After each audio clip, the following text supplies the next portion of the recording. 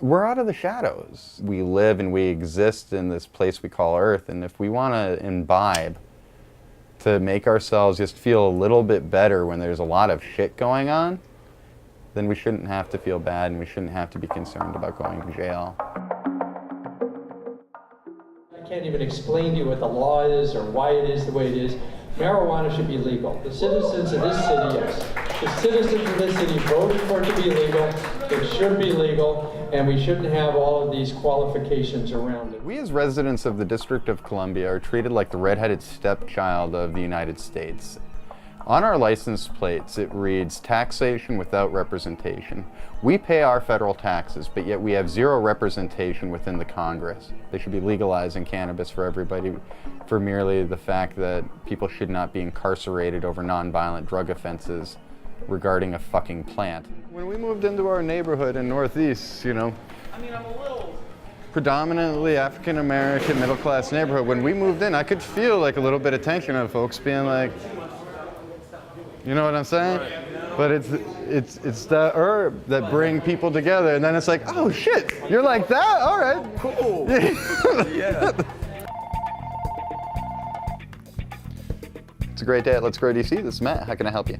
I like to consider this store as your one-stop shop to supply your crop. Hey, what's going on, man?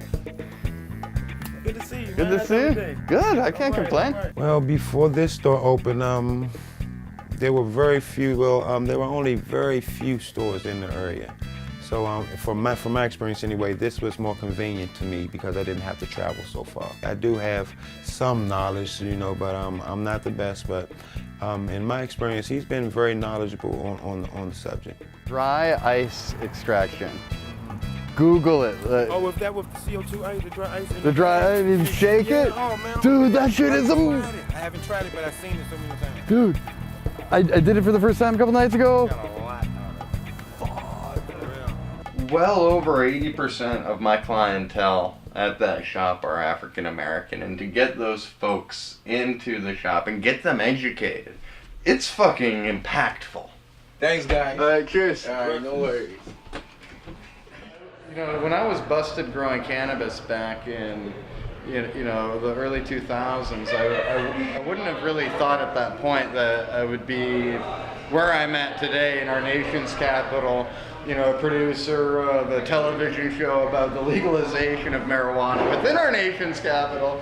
It's all really a pipe dream, you know?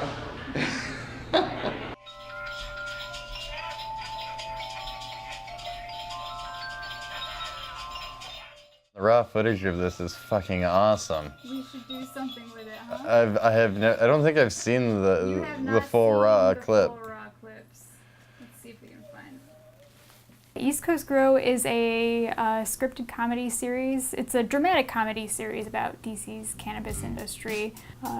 After spending so many years listening to him and his friends talk about what it's like working in the cannabis industry, it seemed like a really good thing to be writing about. Who are the movers and shakers within the cannabis industry now? I mean, we're talking about white-collar folks that never fucking grew a goddamn plant. Yeah, well, I mean, that's a huge part of what I think you as well wanted to address with East Coast Grow, is that we have this emerging industry that is now legitimized, that is now becoming potentially very profitable, but you take a look at who's benefiting from it and who isn't.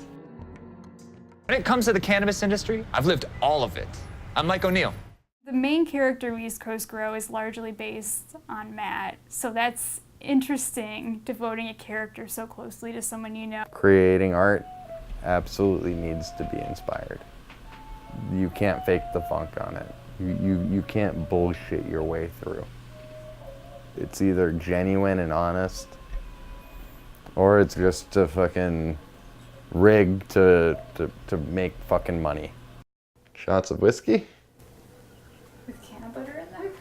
Fuck yeah. Is that what you're Oh saying? my god. Bottoms up. Are you serious? Early on, marijuana almost, I wouldn't blame it for the almost, you know, breakup of our relationship. I think a lot of other things contributed to that, but I think it certainly put on a strain that it doesn't now. fact that we're not very good at settling down and like to keep things interesting, and